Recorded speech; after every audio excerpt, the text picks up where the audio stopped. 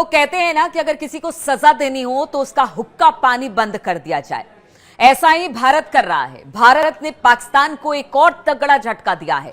भारत वाणिज्य मंत्रालय ने पाकिस्तान से सभी वस्तुओं के प्रत्यक्ष या अप्रत्यक्ष आयात पर तत्काल प्रभाव से प्रतिबंध लगा दिया है। 2 मई को अधिसूचना जारी कर दिया गया, जिसमें कहा गया कि विदेश व्यापार नीति यानी FTP 2023 में इस संबंध में एक प्रावधान जोड़ा गया। साथ ही कहा गया कि अगले आदेश तक तत्काल प्रभाव से पाकिस्तान से आने या फिर निर्यात किए जाने वाले सभी सामानों के प्रत्यक्ष या फिर अप्रत्यक्ष आयात या निर्यात पर प्रतिबंध लगाया जाता है। पहलगाम हमले के बाद भारत ने पाकिस्तान को घुटने टेकने पर मजबूर कर दिया है। भारत ने जैसे ही सिंधु जल संधि रद्द किया तो पहले उनके नेताओं ने जमकर गीदड़ भभकी दी, मगर बात नहीं बनी तो पश्चिमी देशों के शरण में पहुंचे और फिर भी बात नहीं बनी तो UN में इसका मुद्दा उठाया। संयुक्त राष्ट्र में पाकिस्तान के स्थायी प्रतिनिधि राजदूत असीम इफ्तिखार अहमद ने इसे वैश्विक शांति और स्थिरता के लिए खतरा बताया। साथ ही उन्होंने भारत के खिलाफ गीदड़ भभकी भी दी है।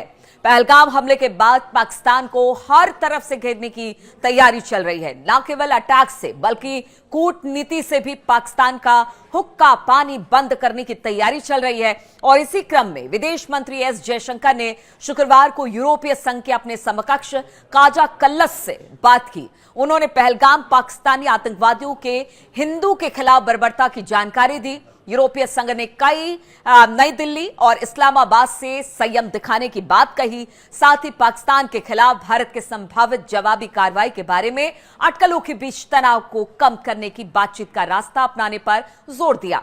यूरोपीय संघ की प्रतिक्रिया अमेरिकी विदेश मंत्री मार्को रूबियो द्वारा दोनों देशों से पहलगाम आतंकी हमले को लेकर तनाव कम करने के लिए मिलकर काम करने का आग्रह करने के ठीक 2 दिन बाद आया है। लेकिन इसके बावजूद भारत कूटनीतिक स्तर पर या फिर सैन्य स्तर पर दोनों तरफ से इस वक्त कार्रवाई के मूड में दिखाई दे रहा है। पहले उसने सिंधु जल संधि को स्थगित किया, उसके बाद जो एयर स्पेस था उसे भी भारत ने बंद कर दिया। अपने एयर स्पेस में पाकिस्तान के विमान को ना आने की हिदायत दे दी, जिससे भी पाकिस्तान को भारी नुकसान हुआ है। और अब तो देखिए आयात निर्यात पर भी रोक लग गई है। ऐसे में आप समझिए कि जहां महंगाई पाकिस्तान पे चरम पर है, आटा दाल का भाव उन्हें पता चल रहा है, आटे को मोहताज है। ऐसे में अब जब आयात निर्यात बंद होगा तो आप समझिए कि किस तरह से अर्थव्यवस्था पर एक बड़ी चोट होगी। शेयर मार्केट पाकिस्तान का वैसे भी गिर रहा है और अब इस खबर के बाद तो कह लीजिए एक तरह से